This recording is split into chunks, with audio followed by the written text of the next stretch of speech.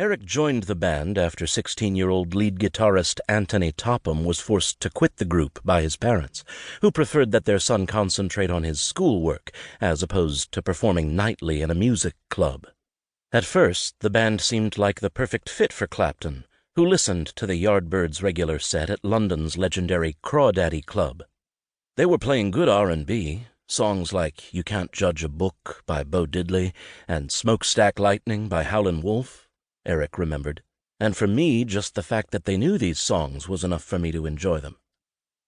Fancying himself as a blues purist, Eric couldn't resist the opportunity to be Topham's replacement, and besides, Eric later wrote, for the first time in my life, I now had a full-time job as a musician. During his first 3 months with the Yardbirds, Eric reveled in the opportunity to perform the blues night after night. As he recalled, "What I immediately liked about being in the Yardbirds was that our entire reason for existence was to honor the tradition of the blues. We didn't write any songs at first, but the covers we chose to do defined our identity." The Yardbirds enjoyed a regular gig at the Crawdaddy, courtesy of their manager, Giorgio Gomelski, the up-and-coming promoter who operated the club in the back room of the station hotel. Still smarting after losing out to Andrew Loog Oldham in his effort to rep the Rolling Stones, Gomelski was determined to transform the Yardbirds into a world-beating success.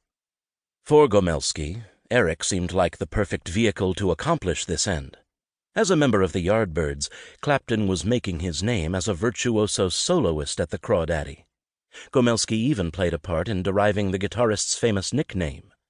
As Eric recalled, "While most other bands were playing 3-minute songs, we were taking 3-minute numbers and stretching them out to 5 or 6 minutes, during which time the audience would go crazy, shaking their heads around manically and dancing in various outlandish ways.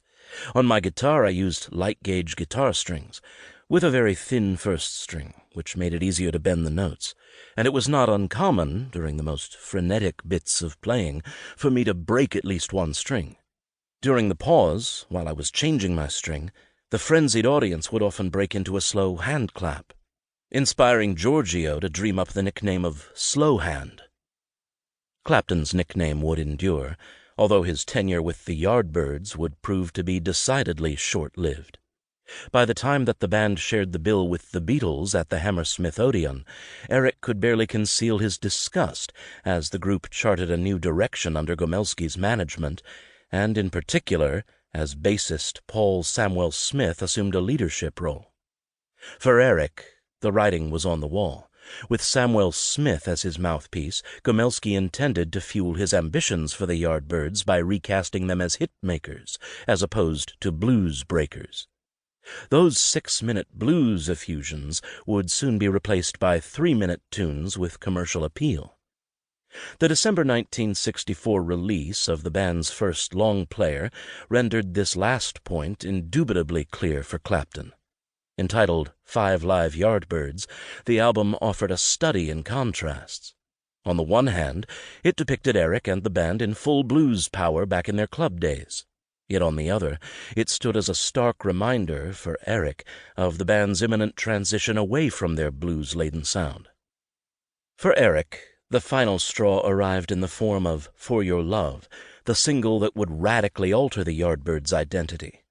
Composed by Graham Gouldman, who would later find stardom of his own with 10cc, For Your Love had been originally intended as a vehicle for the Beatles. Indeed, Gouldman's manager had gone so far as to enlist a colleague to get a copy of the demo into Epstein's and the Beatles' hands at one of the Hammersmith Odeon Christmas shows. In his heart, Gouldman knew that it was all for naught. John Lennon and Paul McCartney were not in the habit of shopping for compositions, given the renown they enjoyed as songwriters. The song eventually found its way into the hands of Gomelski and Samuel Smith, who produced a February 1, 1965 Yardbirds session at IBC Studios.